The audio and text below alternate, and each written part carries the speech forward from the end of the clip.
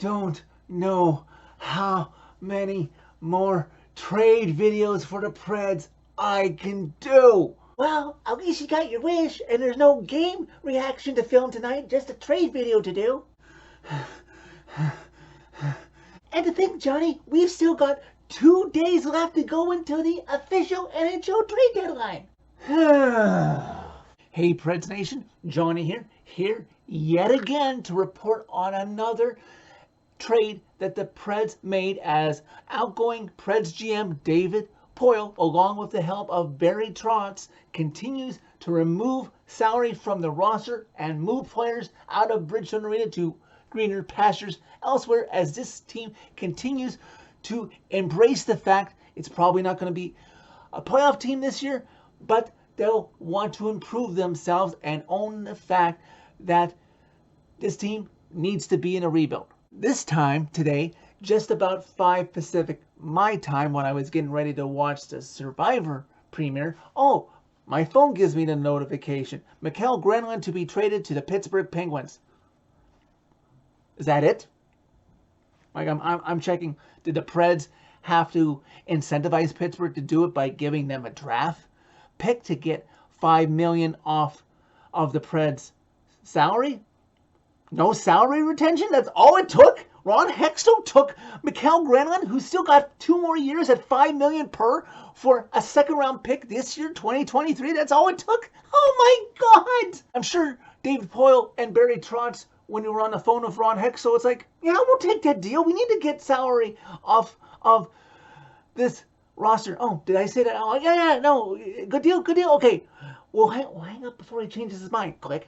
If you remember, Preds Nation, Mikael Granlund came to Nashville from the Minnesota Wild in exchange for Kevin Fiala. Yeah, in retrospect, that doesn't look like a good trade now with how well Kevin Fiala is performing in LA, but at the time it looked promising because both players looked like they needed a fresh start.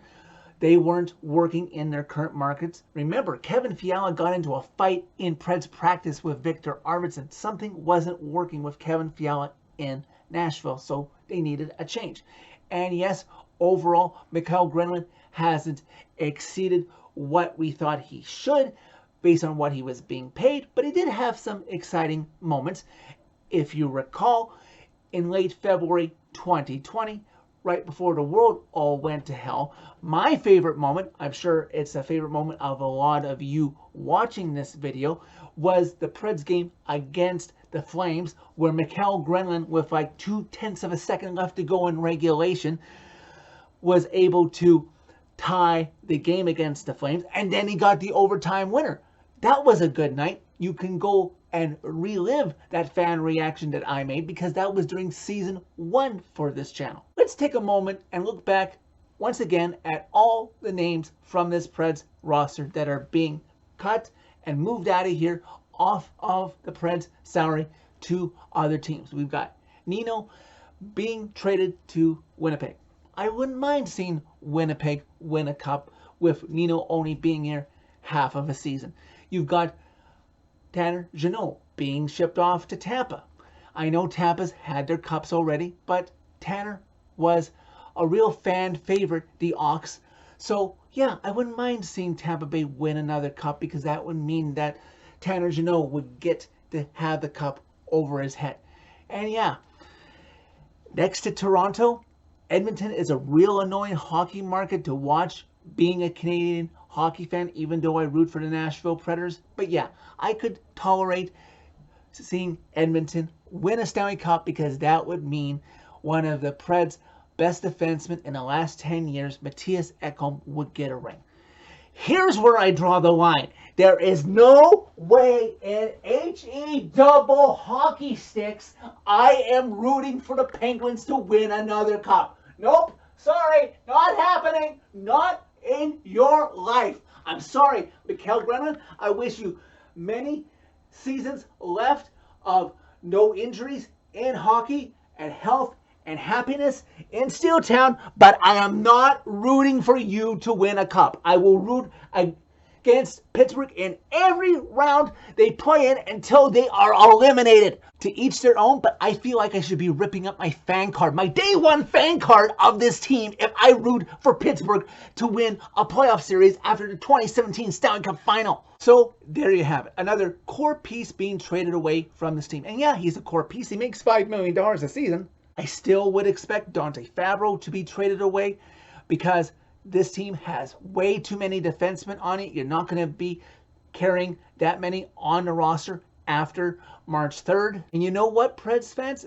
This notion was posted on Twitter after the Mikael Granlund trade, and I'm slowly, mentally preparing myself for the possibility that he also might be moved because of all the tradable assets that are still on this roster or have already been shipped off.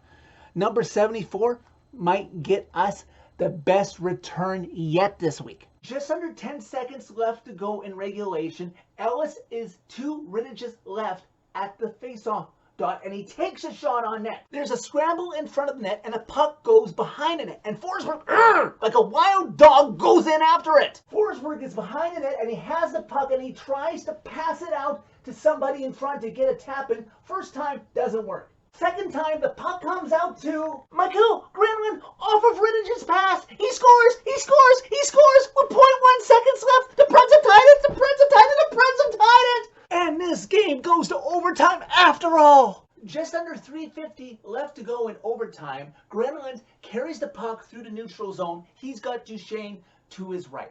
He tries to fool Rittich using Gustafsson as a screen, and he takes the shot, but the puck comes right back to Granlund as Gaudreau fights him for it, but Granlund gets the shot off high, stick side on Rittich, and he scores! After tying the game with tenths of a second left, he wins it in overtime, 4-3. So that's it for this video. Thank you very much for watching. As always, click a like if you like this video. Click subscribe if you really like it. You can find my social media by clicking on the channel name.